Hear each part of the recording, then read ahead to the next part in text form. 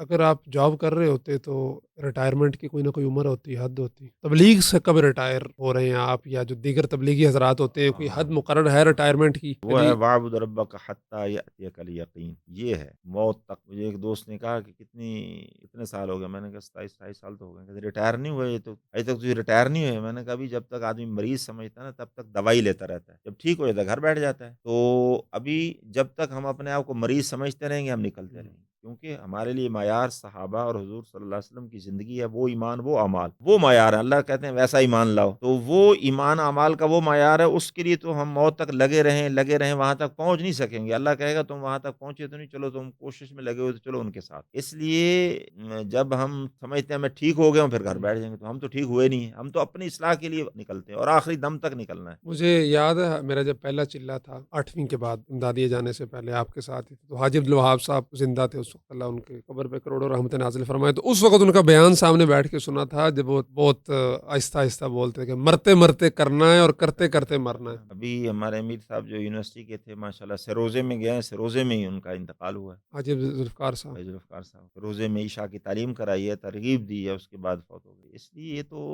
موت تک کا کام ہے، آخری سانس تک، کیونکہ ایک تو یہ اپنی اصلاح کے لیے عالم فرماتے تھے نا تبلیغ کے کام کیوں چل رہا ہے ابھی تک، اس میں ہر آدمی بستر اٹھا کر اپنی اصلاح کے لیے جا رہا ہے۔ اپنی اصلاح تو موت تک کرنی ہے، کیونکہ جب ہم کہیں گے ہم تو ٹھیک ہو گئے ہیں تو ہم سے بڑا بگڑا ہوا کوئی نہیں ہے، تو جب ہم ٹھیک نہیں ہے واقعی تو ہمیں اللہ کے راستے میں نکلنا ہے، بار بار صحیح۔ محنت کرنی ہے موت